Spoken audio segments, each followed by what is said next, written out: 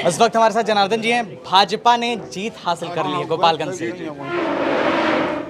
देखिए, भाजपा को तो यहाँ जीतना ही था और यह पूरा का पूरा देश के हमारे यशस्वी प्रधानमंत्री जी के विकास कार्यों का और हमारे संगठन के एक पन्ना प्रमुख से लेकर के और जिला स्तर के कार्यकर्ताओं का यह पूरा का पूरा लगन और भाव से इस चुनाव में लगने का एक परिणाम है।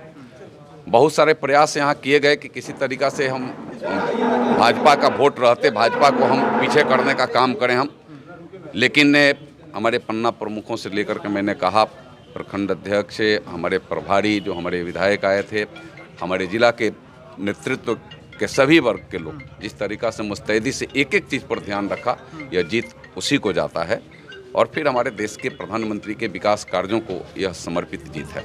अगर मोकामा से कंपेयर किया जाए तो ये फासला ज़्यादा नहीं रहा, जहां वो 21,000 वोटों से और यहीं 1300, मतलब नहीं, तो मैंने तो पहले कहा कि इसको तो लोग परिणाम बदलने के लिए सरकार कोई कोर कसर नहीं छोड़ी। आज भी लगातार प्रशासनिक स्तर पर यहाँ दबाव बनाने का प्रयास किया गया कि किसी तरीक़ा से रिजल्ट बीजेपी को नहीं मिलना चाहिए। हम सब तो यहाँ बैठ करके देख रहे हैं, हम लोग सब बैठ करके, और निचले स्तर पर भी चाहे वो मतदान हो रहा, मतदान के पहले भी हर कर्म कुकर्म करने का प्रयास लोगों ने किया कि किसी भी स्तर से यहाँ बीजेपी को आगे नहीं जाने देना है, बीजेपी को यहाँ मात दिलाना है। लेकिन जनता सर्वोपरि है, मतदाता सर्वोपरि है। मैं मतदाता को भी सल्यूट करता हूँ कि आपने इस स्थिति पर आपने सही निर्णय लिया और अपने कार्यकर्ताओं को मैं फिर सल्यूट करता हूँ जिन कार्यकर्ताओं ने एक एक चीज़ पर पैनी नज़र रखा।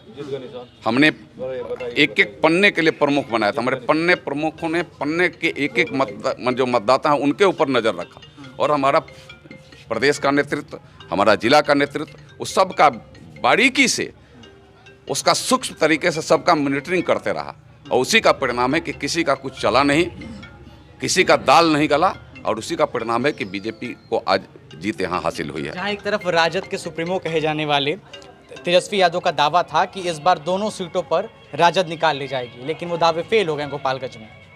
नहीं, तो पूरा का पूरा फेल है। यहाँ काम क्या हुआ है?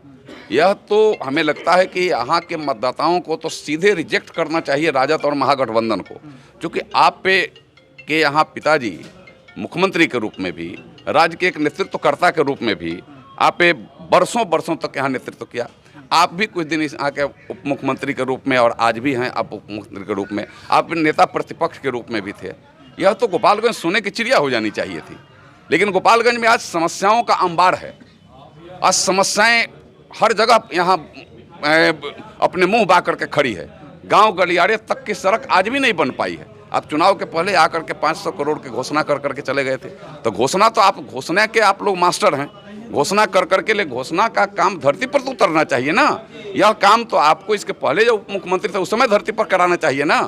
तो यहाँ के लोगों ने तो जड़ सिरे से रिजेक्ट किया है। यह अंतर का मैंने बात कहा कि आपने गलत तरीक़ा से जो यहाँ सत्ता में बने लोगों ने प्रयास किया, इसके वजह से कुछ अंतर कम हुआ है। तो हमारा काफ़ी अंतर रहता, हमारा अंतर कम नहीं रहता, लेकिन वो उनका गलत प्रयास, गलत तरीके से किसी न किसी तरीक़ा से उसको अपने के लिए करने का आप आरोप लगा रहे हैं कि कहीं ना कहीं निश्चित रूप से, एकदम निश्चित रूप से सही है। ये आरोप नहीं है, ये बात सही है। वो लोगों ने जिस तरीक़ा से हर माने मतदाताओं को जिस तरीक़ा से माने बांटने का काम किया था, जिस तरीक़ा से मतदाताओं को धर्म और जाति में बांटने का काम किया था, मतदाता को धर्म और जाति में मत बांटो। मतदाता तो मतदाता है, मतदाता को सही निर्णय करने दो, लेकिन गलत तरीके से आपने जो बांटने का काम प्रयास किया था आपने, हमें लगता है कि यह राज्य हित में नहीं है, यह समाज हित में नहीं है। समाज को तोड़ करके आप सत्ता में जा सकते हैं, लेकिन समाज जब टूट जाएगा तो फिर राज्य और समाज का विकास नहीं कर सकते हैं। और यह गलत काम करने का काम इन लोगों ने पूरे अपने जितनी ताकत है उतना उन्होंने करने का काम किया है। मैं उसके शब्द का कड़े शब्दों से प्रतिकार भी करता हूं और जीत के लिए मैं पुनः अपने इस क्षेत्र के देव स्वरूप जनता को, देव स्वरूप मतदाता को सल्यूट करता हूं, उनको नमन करता हूं।